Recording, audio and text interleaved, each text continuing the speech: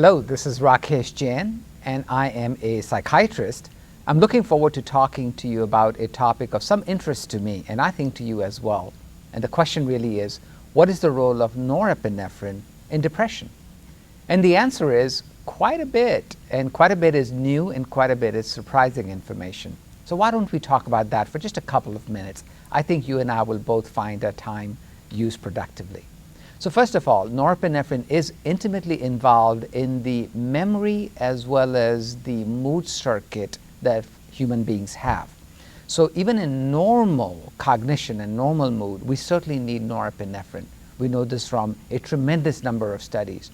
But in depression in particular, there is great evidence that norepinephrine, along with serotonin and quite likely dopamine, are also impaired.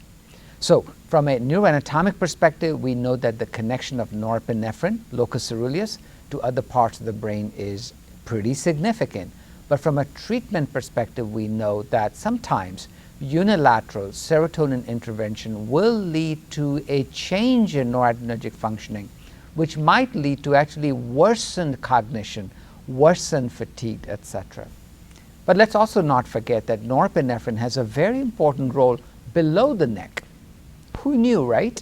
But the answer really is that norepinephrine is widely distributed all over the body, certainly in our lungs. We know that from our experience with beta blockers, but also on the heart, but very importantly on adipose tissue.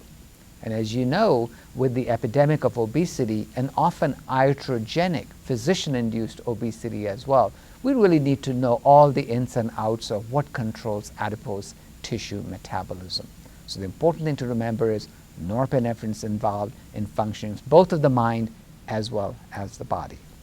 So let's talk about intervention for a minute. What do we do about it now that we know about it? Well, a couple of things to think about are non-pharmacological in nature. Physical exercise. It intervenes at multiple levels, but most certainly norepinephrine tone is altered by exercise.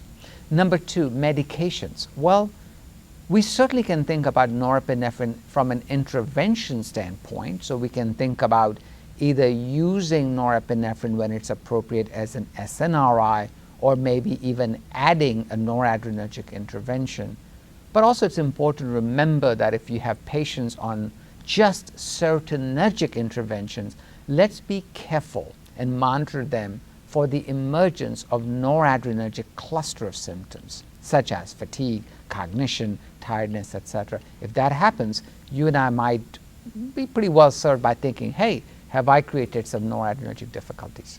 So let me wrap up by saying this to you. Norepinephrine, we shall not ignore it anymore. It has a very important role in mind-body functioning. And I'm hoping this brief conversation I had with you does both alert you to this particular fact and excite you to learn more about it. Till next time, goodbye. This is Rakesh Jain.